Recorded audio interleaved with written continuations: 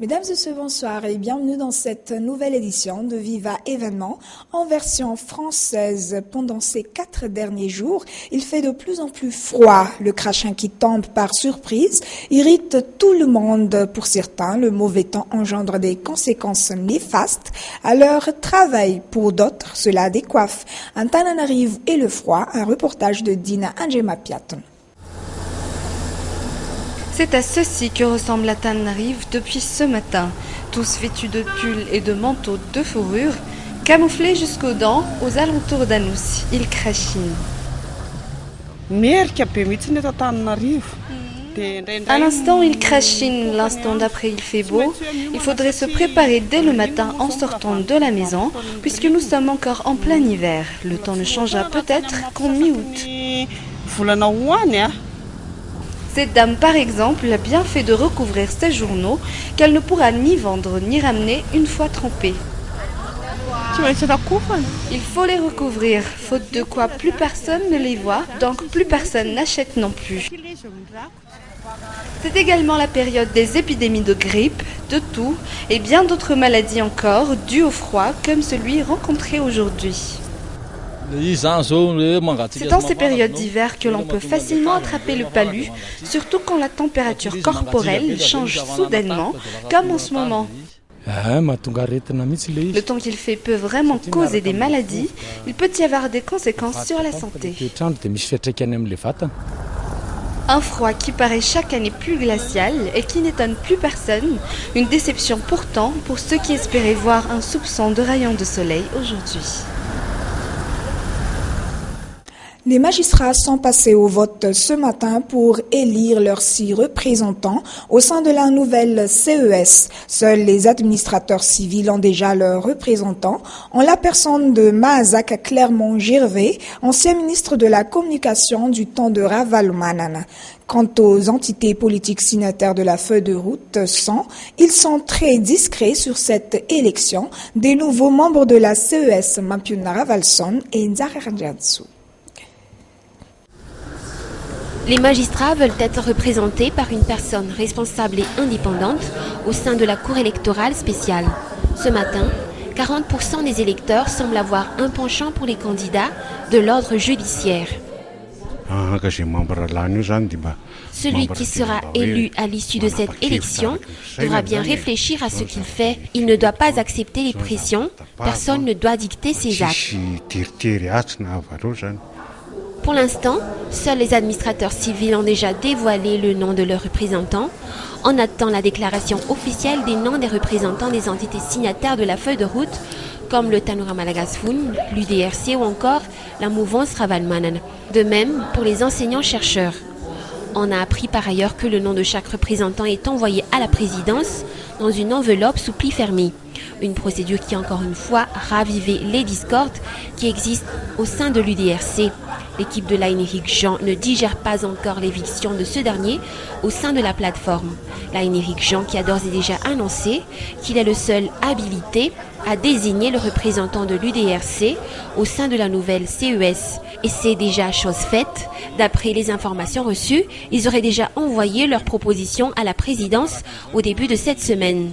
Faut-il cependant rappeler que c'est Ribouza Julien, l'actuel ministre de l'eau, qui est actuellement à la tête de cette plateforme politique. Les bandits ont fait encore parler d'eux hier soir. C'était du côté de Tsiadan. 10 bandits armés de Kalachnikov et de 4 PA ont attaqué un magasin grossiste à une heure où les rues sont encore animées. Ils ont réussi à rafler la somme de 5 millions d'ariars et une alliance en or. La scène s'est passée en présence des clients du magasin qui n'ont pu rien faire. Reportage. 10 bandits armés jusqu'aux dents, à visage couvert, ont fait une démonstration de force hier soir. La victime est ce magasin, encore ouvert au moment des faits. L'attaque s'est passée en présence des clients. Les propriétaires n'arrivent toujours pas à réaliser ce qui s'est passé.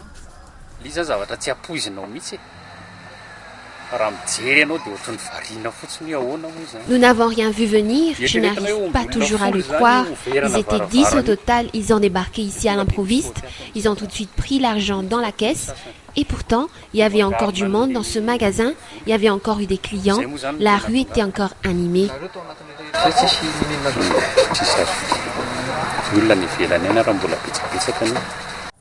D'après les témoins de la scène, un des bandits se serait enfui en moto avec le butin. La police du 2e arrondissement n'a pas tardé à arriver sur place. Malheureusement, les bandits étaient déjà loin. Les attaques à main armée de ce genre sont inhabituelles dans le quartier de Tsiaden. Mais d'après les responsables de la sécurité auprès du Fukuntang, il fait désormais partie de la liste noire des bandits, surtout les magasins. Il y a un mois, j'ai entendu qu'une attaque semblable à celle-ci a eu lieu à un Douanimanchese. Le lendemain, on m'a informé d'une rumeur qui se répandait là-bas et qui disait que ces bandits vont poursuivre les attaques de Tsiaden jusqu'à Ambuipu. Et l'attaque de ce matin semble confirmer cette rumeur. Au sein du Fukuntang, on ne prend pas à la légère cette menace, même si les moyens sont assez limités. Peu d'hommes sont motivés à participer aux rondes de nuit.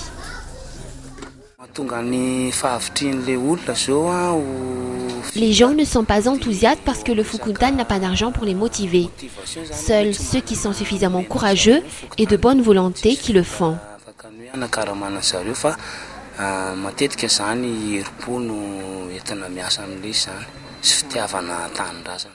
Seulement 2 personnes composent la mission sécurité au sein du Fukuntang de Tsiaden, un quartier en pleine expansion.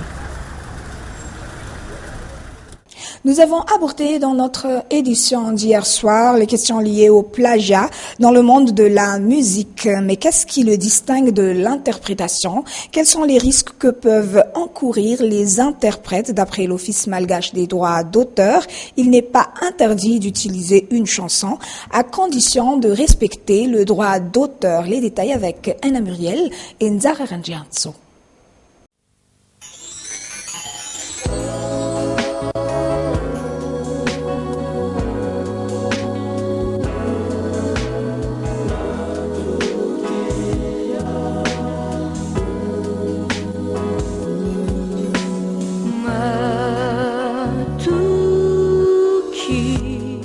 Matuki, le premier single qui a lancé la carrière d'Anya. Avant de reprendre cette célèbre chanson d'Elvis Presley, elle a dû passer par plusieurs étapes.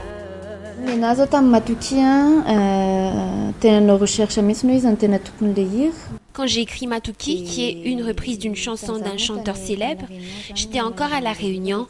J'ai fait des recherches et c'est comme ça que j'ai appris qu'il fallait faire une demande écrite à l'auteur même.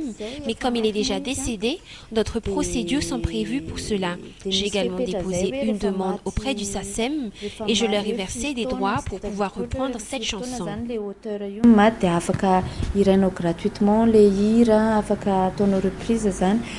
De ohatrohatran'izay le démarche nanao demande zay dia nahazo alalana zay namoaka an'le hira zany a sady hoe tsy hira tsy le version originale zany fa version teny gasy. Cette chanteuse malgache est convaincue que la reprise d'une chanson est autorisée à condition de respecter les procédures établies, entre autres dans le respect de l'authenticité des paroles, de la mélodie et de l'arrangement de la chanson. Les arrangements tena hoe miova kely zany. Il existe des conditions qu'il faut respecter si on veut utiliser l'œuvre d'un autre, mais il faut juste éviter de dénaturaliser la chanson. Feo amin'le arrangement zany no matetika hovainay kely le izy.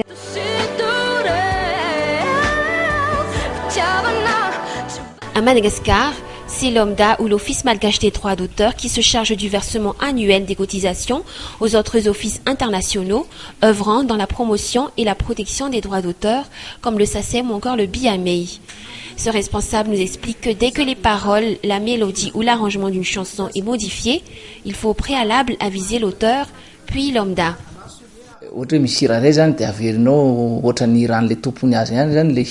Tout le monde peut faire une interprétation mais sans modifier ni les paroles, ni la mélodie, ni l'arrangement de la chanson. Dans le cas contraire, il faut déposer une demande au préalable auprès de l'OMDA ou encore le SACEM s'il s'agit d'une chanson étrangère. On parle de plagiat si l'interprète touche à l'une de ces caractéristiques.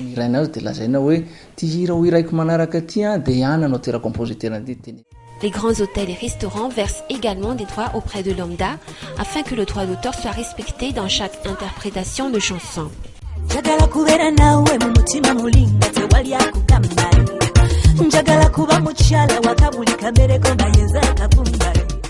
Aux actualités internationales, plus aucun avion ne décolle de l'aéroport international de Nairobi, Kenya.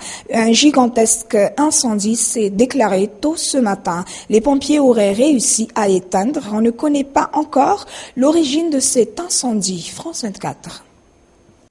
Tôt dans la matinée, une fumée noire impressionnante se dégage de l'aéroport. Selon les autorités, le hall des arrivées et la zone d'immigration sont entièrement détruits.